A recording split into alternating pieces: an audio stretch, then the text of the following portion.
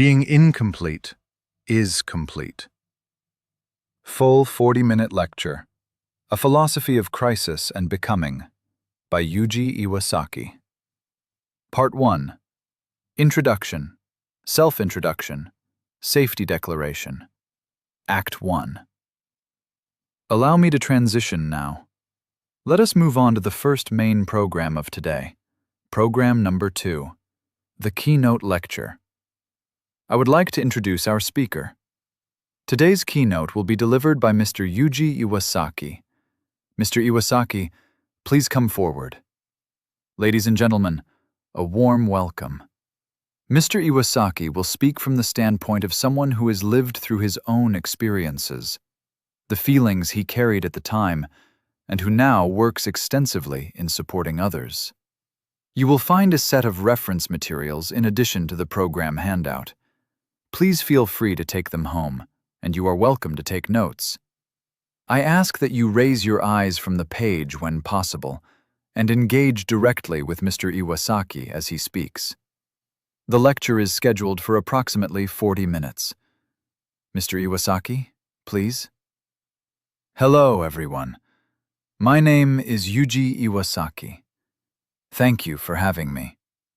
Today, I would like to speak about something I call on the richness brought forth by my own emptiness. Let me begin with a brief introduction. At present, I represent the Labor and Social Security Attorney Office, boku-makuhari. At the heart of everything I do is a phrase I often find myself saying to the people around me. It is all right. The state you are in, it is correct. Within that work, there is the self who is a labor and social security attorney. This is the self who speaks at family support gatherings, seminars, and lectures such as this one.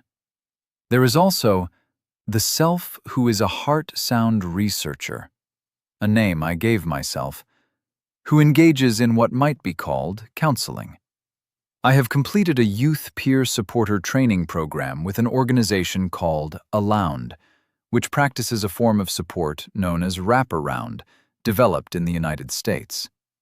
Then there is the self who is a tarot reader. I enjoy tarot reading myself, and I run a program called Enjoying Tarot Readings with a Labor and Social Security Attorney in various parts of Tokyo. I know, tarot reading has nothing to do with labor law. Yet many people have come because of it. I bring tarot cards with me regularly, and I read them at family support groups and community drop-in spaces for people experiencing prolonged social withdrawal. There is also the self who is an itothermy enthusiast. Some of you may know itothermy. It is a form of folk thermal therapy in which heat stimulation is applied to the body to restore balance from within. I love it. And there is the self who is a playwright. I have not written anything recently, but over the years I have created and staged a number of works. These are just some of the many selves I carry. Today, I want to talk about all of these selves. Whether you are in the audience here or watching this as a video, this is a story that moves through and between all of these selves. A story of how the world is shaped by passing through them. It is a story of an inner journey. And I would like to invite you, for these 40 minutes, short as they are, to travel alongside me on your own inner journey. Let me show you a photograph. It says, Age 32, Phase E. I will not be able to explain the full framework today, but at that time I had formulated what I called a plan to re-raise myself. It moved through phases A to F. Phase E was the stage I called Matrix Reintegration. I was in my 3rd year of prolonged social withdrawal, perhaps the most difficult period of my life. This is what I looked like then. Eyebrows shaved, unshaven, overweight. Around that time, as you can see in the materials, there were charcoal-burning suicide attempts. There was a hanging attempt. And in that period, my father, who found the state I was in quite alarming, took it upon himself one day to drag me forcibly to renew my driver's license. I was living alone. I resisted. But I was taken, against my will. That photograph is from that day. Afterward, the suffering continued. At age 37, I had a breakdown in a convenience store. The police intervened. And that, at last, connected me to medical care. And from there, I began to ride what I call the welfare rail. How did I feel during all of this? When I was deep in that withdrawal, I thought of myself as the only tree that never grew. Or, perhaps like this, running a marathon whose rules were never explained to me. I was running, but everyone else, it seemed, had gone home. Some were apparently having picnics along the route, and I was just running, endlessly, exhausted. Because I did not know how to live, I was always, without pause, tired. And yet, it was precisely that emptiness inside me, that hollow, that I believe ultimately gave birth to something rich. That is what I would like to talk about today. Before we begin, I would like to make what I call a psychological safety declaration. As you have already heard, some of what I'm about to share is heavy. If at any point you feel unwell, if something feels like it might be activating a trauma response, please breathe slowly and deeply. Focus especially on the exhale. Let it flow out, quietly. You may also find it helpful to say this to yourself, silently. This is his story. These are his challenges, not mine. That person, he, is me. If anything I say begins to feel like it belongs to you, I invite you to gently place it back with me and return to the present moment. This goes for parents in the room as well, and for those watching remotely. If something distressing arises, that discomfort belongs to my story, not yours. Ground yourself. Return to here and now. Now, let us begin. Today I will tell this in the form of a story, gently, without dwelling. This lecture in its complete form is about 3 hours long. Today we have 40 minutes, so Act 1 and Act 2 will only be touched upon lightly. The core of what I want to share today is Act 4. Act 1. Family. How my family shaped me. Act 2. Struggling. How the self shaped by that family tried to survive in the world. Act 3. The welfare rail. How I gradually began to resurface. Act 4. Sublimation. Looking back on all of it, what was this experience I lived through? Act 1. Sinking. Let us begin with Act 1. Sinking. There are many different paths that lead a person into prolonged social withdrawal. Everyone's circumstances are different, but once inside that state, people tend to arrive at similar feelings, similar suffocations. That is part of the theme today, and so Act 1 I will keep brief. Still, if you look at the handout, it was quite a difficult childhood. My mother chasing my grandmother around the house with a kitchen knife. My older brother, not one for words, quick to use his fists. But what left the deepest mark on my mind happened in elementary school. I stole some candy. My father took me to the nearby police box. The officer there was apparently a friend of his, and he had the officer put real handcuffs on me. Real handcuffs. Black, heavy, large, cold. He put them on a 6-year-old.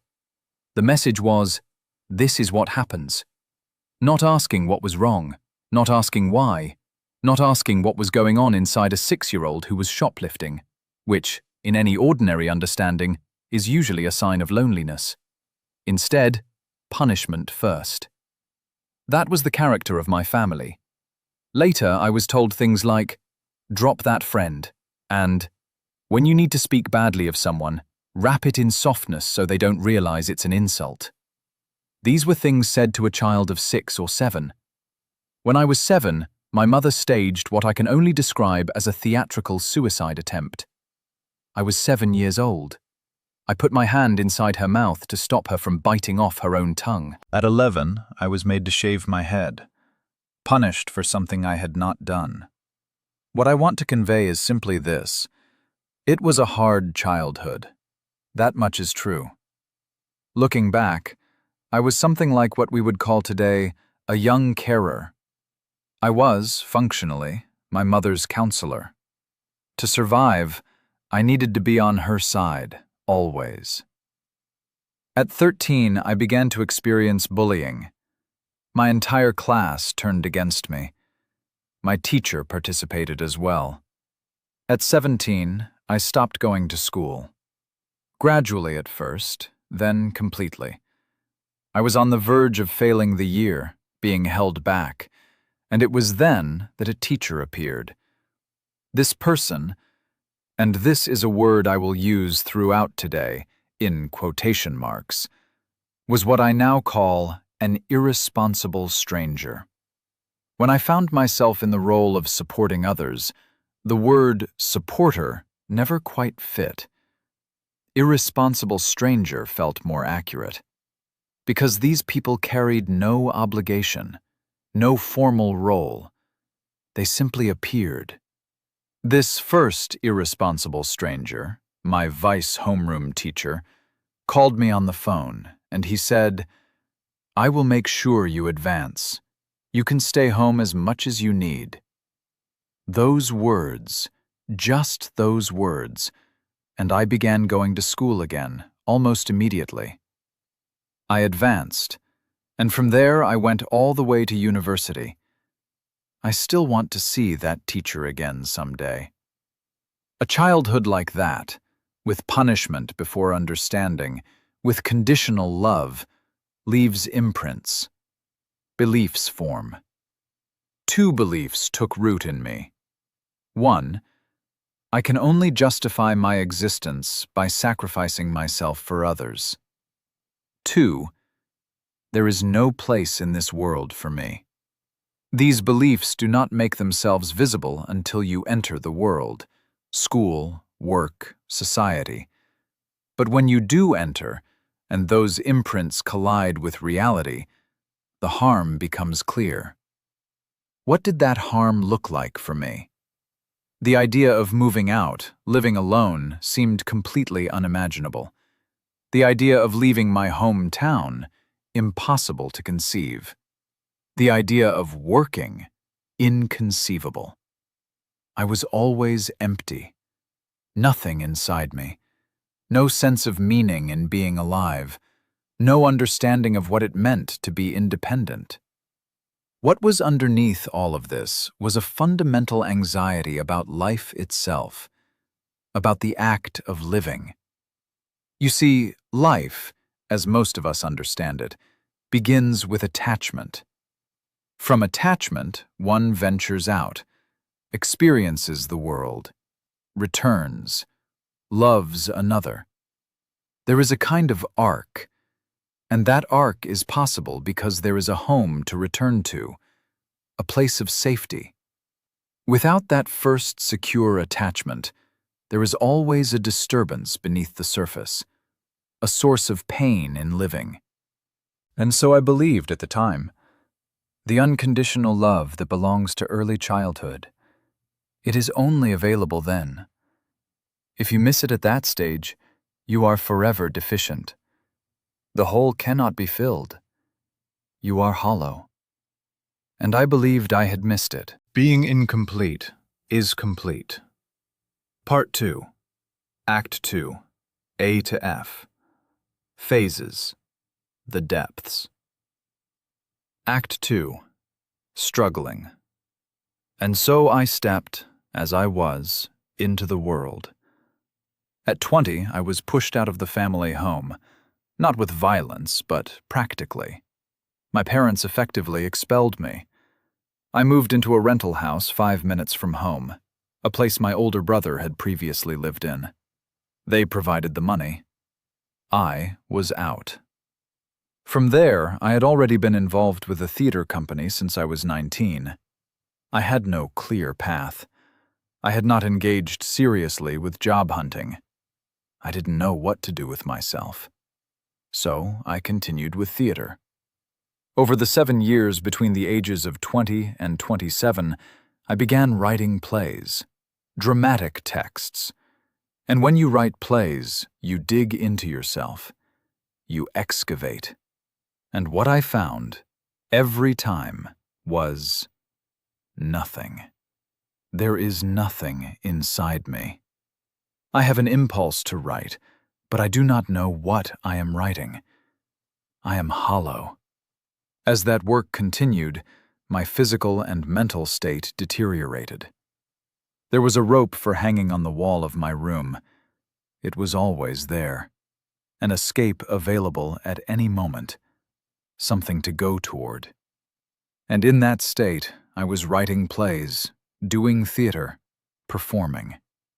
In the midst of this, I was hospitalized after an overdose.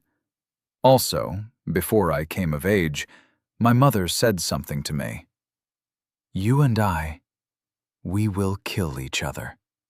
This was directed at the self that had stopped being fully on her side. My mother had her own circumstances. I am only speaking here about how it landed in me. And then there was another phrase, one that should never be said to a child. I cannot say the exact words aloud here, but the meaning was, "I never wanted to give birth to you." I think she genuinely felt that. I do, but it is something that must never be spoken. The plan to re-raise myself. Phases A through F.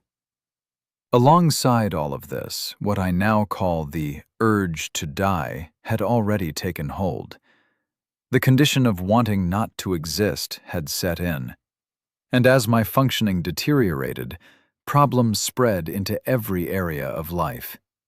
My family, my parents, my siblings, were not the kind to look at this directly, and so I began, on my own, to formulate what I called a plan to re-raise myself. There is much I could say about this plan, but it would take us too far, so let me summarize it simply. The plan began with phases A through C. Phase A, becoming decent. The method was concrete. Write a blog with opinions on the news. Write assertively, definitively. Phase B, complicating decency. I predicted that the opposite perspective would emerge, a voice that criticized my own positions. That period would be difficult, but I believed, if I could pass through it, I would become genuinely interesting. Phase C, becoming interesting. This is the dialectical arc, thesis, antithesis, synthesis. I named the phases, outlined them, and began. But Phase C did not end things. There were incidents, attempts to end my own life, and I had no choice but to keep adding names to the phases. You see, I needed to make sense of everything I did. To breathe, to exist, to do anything at all. I needed to justify it, somehow, internally. Another version of me was working constantly as my own guardian, telling me, being alive right now is acceptable. It is all right to continue. And to give that a name, a phase, was how I was being kept alive. So, Phase D, ceasing to be Iwasaki. Because after D, Phase E would come, which meant this moment was correct. Phase E, matrix reintegration. The longest phase, 15 years.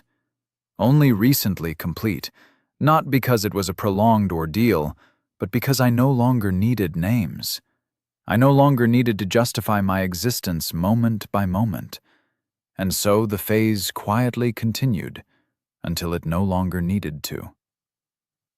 From the age of 33 to 37, complete social isolation. A full 4 years, entirely cut off from society. I had been let go from the theater company. I had been let go from the talent agency, which, for me, had been the only remaining thread of connection to the outside world. Attending auditions was the last thing that still connected me to society. When I could no longer do even that, I was released. And then came the deepest period, the bottom. During that time, my mother said to me, "If you are going to die, do it in a way that does not inconvenience others." She meant the landlord. Don't cause trouble for the landlord. And my father, later, after witnessing overdoses and suicide attempts, said, "I thought it was all an act. I thought it was pretend. So I didn't take it seriously." And so access to medical care was, for a long time, closed to me. There were also phone calls from my mother, in the middle of the night. "I'm going to kill your father, and then I'm coming to kill you." And yet, through 7 accumulated years of this, what I now call a being abandoned type withdrawal, I survived. I believe I survived because another part of me was working without rest, justifying my existence to myself, keeping the account balanced. Let me tell you about the room I lived in. It was a borrowed room, a sublet from a man I will call Mr. Y. The entrance I used was actually the service entrance to Mr. Y's home. Through that entrance there was a small private door, and behind it, a single room. A bed always laid out on the floor, a window at the far end.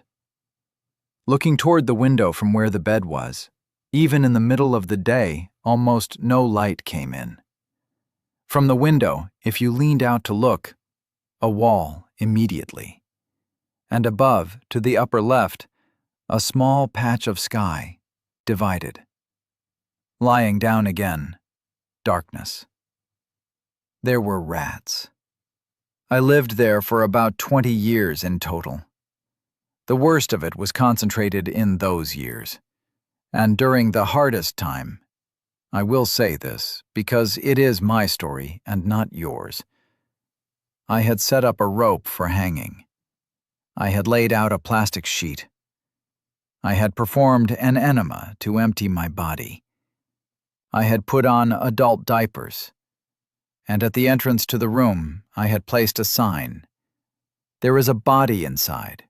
Please call the police." It was intended for the postal worker or whoever came to the door. And every morning, in the dark, I would climb up onto a chair, put the rope around my neck, and stand there, until the exhaustion took over. And when I could no longer stand, I would fall, collapse on the floor, and lie there. I did this every day. Every day. Again, I did not die. That was the thought. And then I would lie there, spent. This continued for years. Looking back now, it was like being inside a prison built of my own exhaustion and the collapse of meaning. Being incomplete is complete. Part 3. Walking, Medical Care, Act 3, Employment.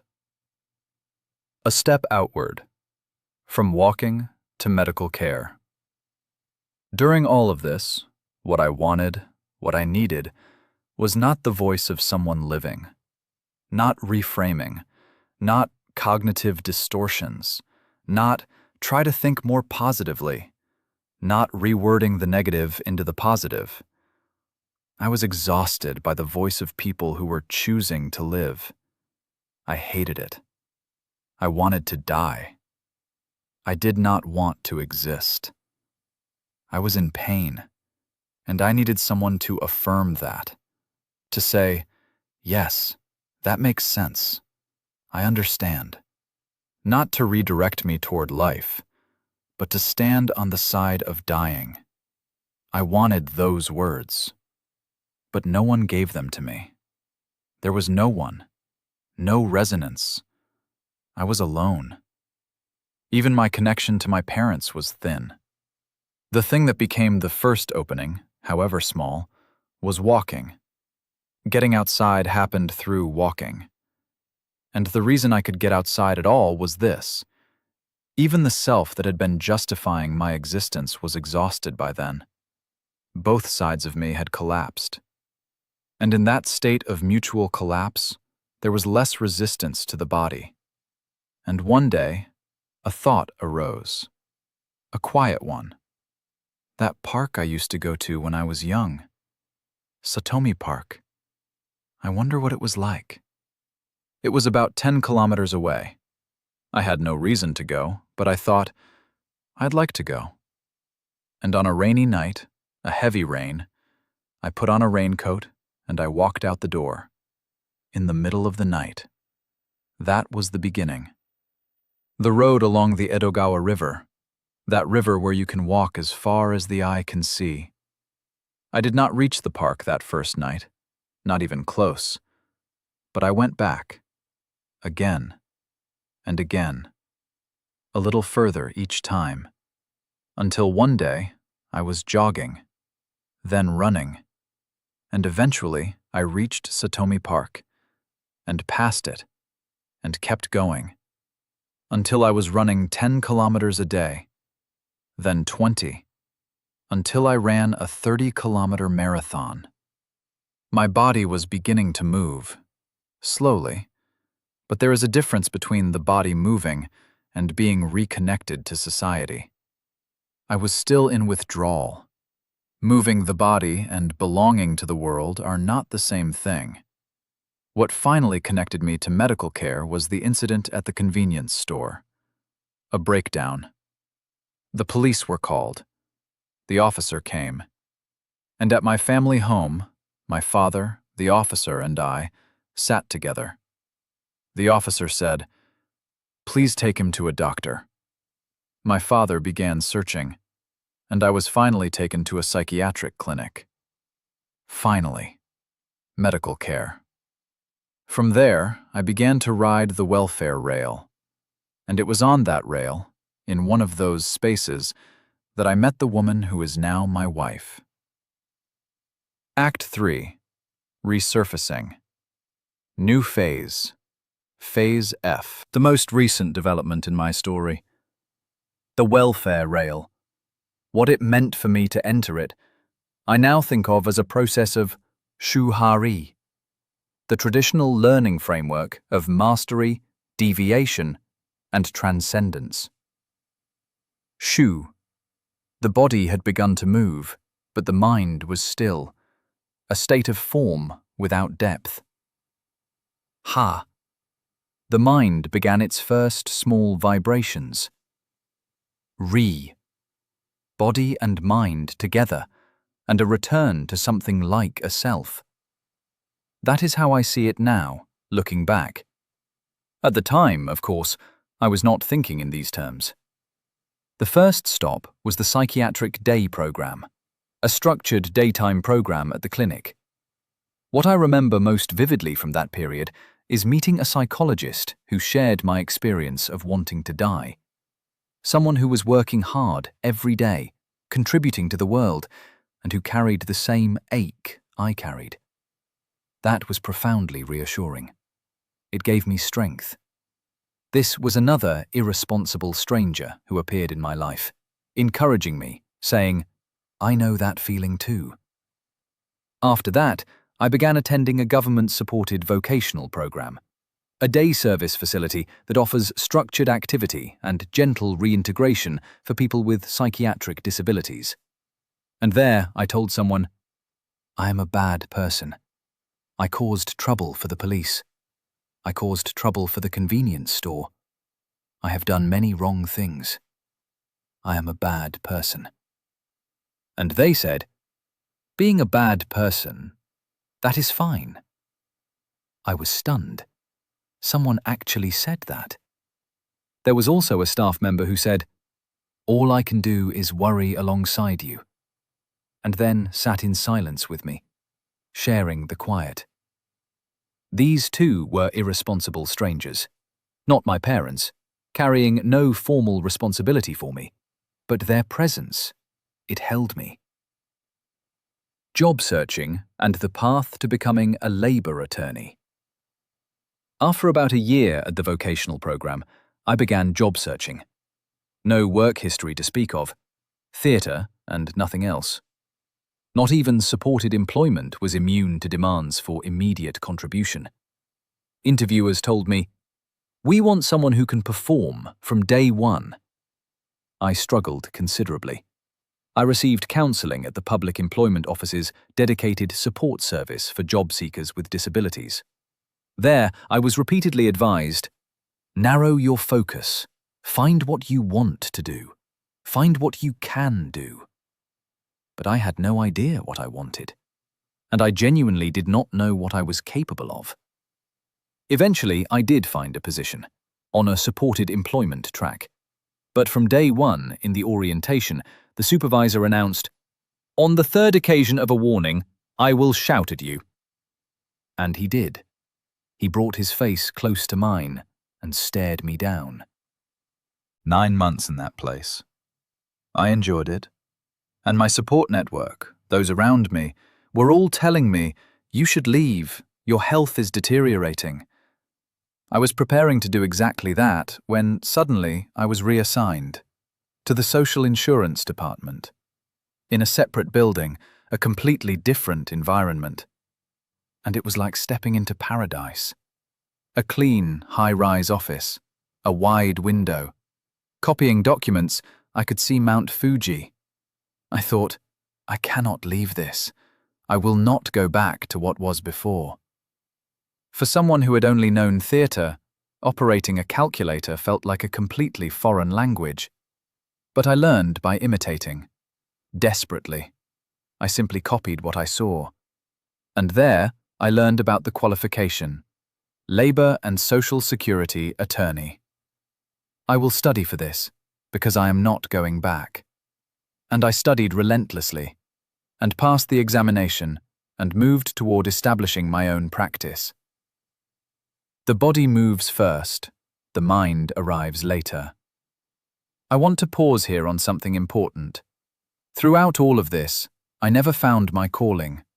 I never identified my purpose. I never found what I was capable of. I simply moved forward, doing only what was in front of me. If the assignment had been tax accounting rather than social insurance, perhaps today I would be a certified tax accountant instead. There was no plan. There was only, what is here, in front of me, right now. You may have heard advice like, imagine yourself 10 years from now, then work backward. That kind of reverse engineering of the future. That approach works for some people, but for me, even tomorrow was uncertain. Whether I would be alive tomorrow was uncertain. All I could do was the next step. But there is something I want to add, to be precise about what this means. Because just doing what is in front of you can be misunderstood. When I was 34, I wrote this in my diary. In that way, my body moved first, and the mind arrived later. Intuition leads. The mind catches up afterward. That is what was happening. I was exhausted. I had nothing. So I was acting from intuition only. There was no room for anything else. Only what the body asked for. Only what I could manage. That is what I was doing. And that is different, slightly, meaningfully different, from the generic advice of, just focus on what's in front of you.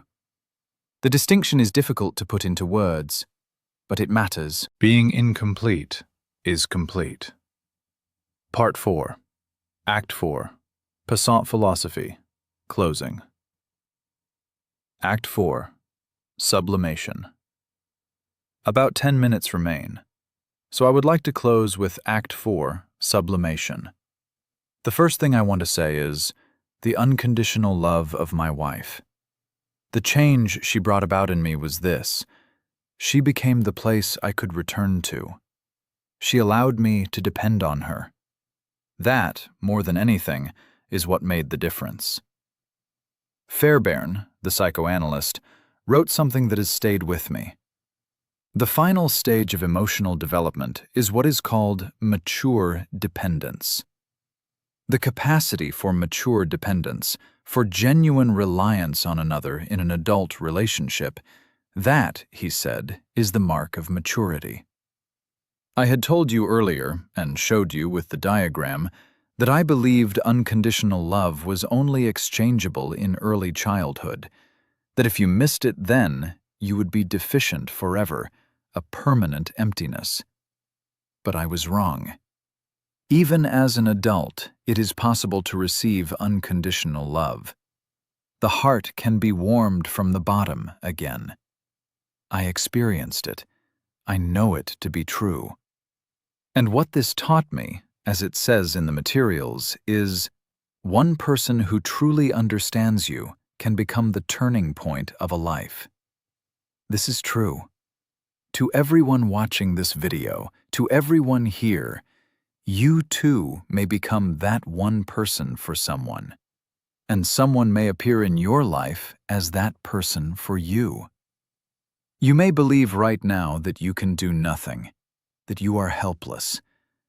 But your experience, the very experience you have lived, can make you the one person who understands another, the turning point in someone's life. When I reflect on prolonged social withdrawal, often referred to in Japan as hikikomori, on what it meant, what it is, I now say this: the state itself is the leading edge of the age. The world is wrong, not you. By world, I mean something specific. The world is defined by the words I inhabit. That structure of perception, of how we have been told to perceive ourselves and our place in things, that is what is wrong, not you. Prolonged social withdrawal is the process of transformation within a cocoon, of re-raising oneself from within. In that cocoon, change is happening. Continuous, invisible change. The era we live in now has no single answer. There are no clear models for how to live. Everything that was hidden is surfacing. Complexities, contradictions, ambiguities about what it means to be a man or a woman or a human being in this world. And to navigate that world by your own measure, your own intuition, that is what this era is calling for. And that is why you have withdrawn. To cultivate that measure, your own, which means you are correct. But, and I say this gently, the path of withdrawal has two directions. One, to pass through what I call the death work, to move through crisis, to go inward and deeper. Two, to release, to let it go, and step away from the cocoon toward the world. I have spoken with many people who have been through this, and some of them say to me, when they hear me talk about these things, I think withdrawal wasn't really for me. Turns out I wasn't cut out for prolonged withdrawal. Looking back, those years were a waste. I hear that, and I think, they have released it, truly released the experience, because it was painful, and they found their way out by stepping into the world, escaping into society in the best sense of the word, and that is entirely acceptable. Passing through crisis, the words of Daisetsu Suzuki. But for those who have not yet reached that point, who are standing at the threshold of the path of passing through crisis, or who are already walking it, I want to offer these words. These are from the Zen scholar and philosopher Daisetsu Suzuki, who interpreted the following passage. When the bow is broken and the arrows are spent, shoot with all your might at precisely that moment. And Suzuki wrote this of it. To shoot an arrow without an arrow, with a bowless bow, it will, as it has happened in the history of the people of the Far East, pierce even stone. This passing through crisis is absolutely essential in order to reach every kind of root. The passing through crisis is necessary, essential, for touching the root of things. Even going to the edge of madness, he said, may be necessary. So, is that your path? You may walk it, but you may also release it. If it is not your path right now, at some moment, you may simply let it go. Both directions are acceptable. But if you choose to go inward, if you choose to pass through, then hold this knowledge. It is precisely because you are in the state of having nothing, the most barren, most painful state, that you are closest to the root of what is true. That is where truth lives. You may not be able to think clearly right now. That is all right. That state is correct. To reach the root, everything is stripped away. I can do nothing. I understand nothing. That state, it is correct. The passant philosophy, living as a passer through.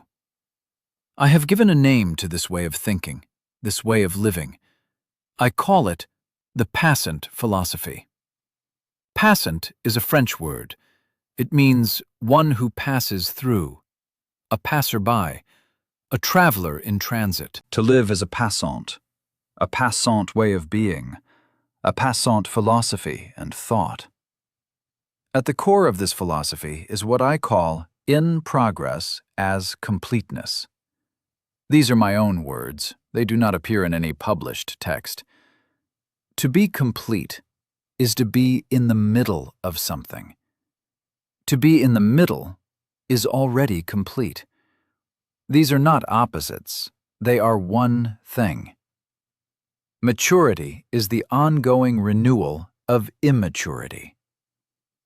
The final idea I want to share is this. Life's continuity is severed through renewal. This may sound difficult, so let me explain.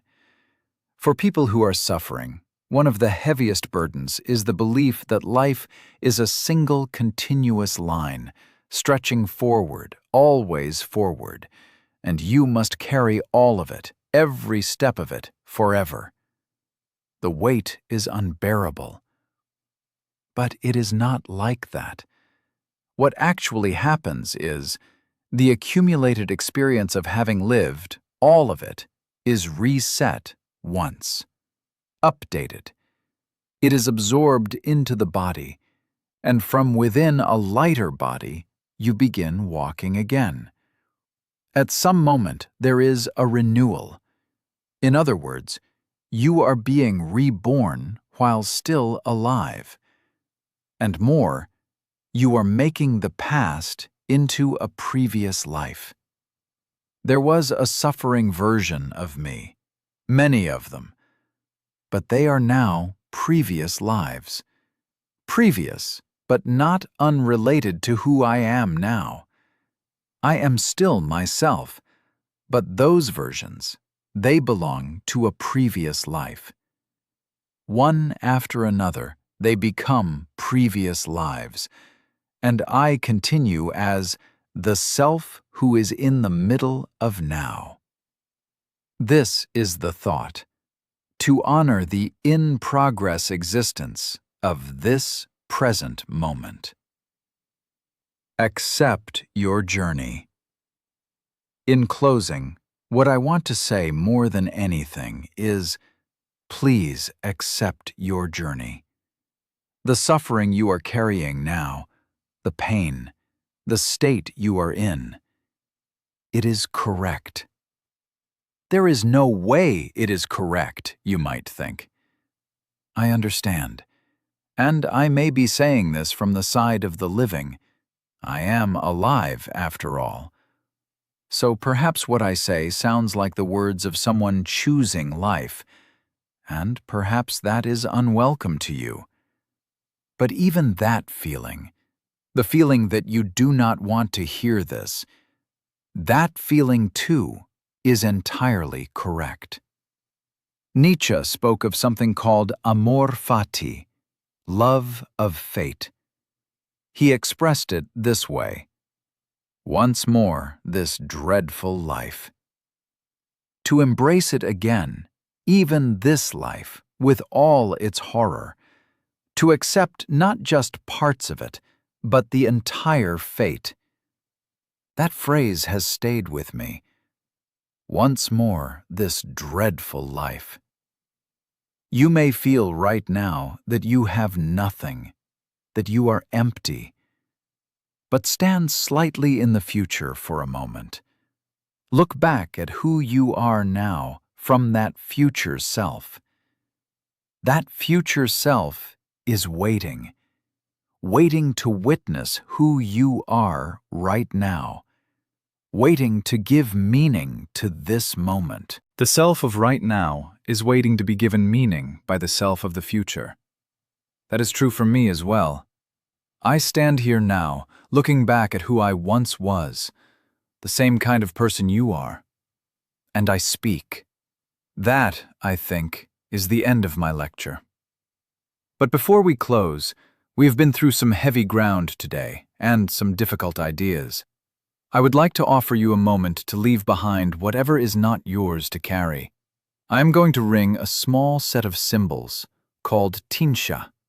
They are a kind of small ritual bell. If you are comfortable doing so, please close your eyes.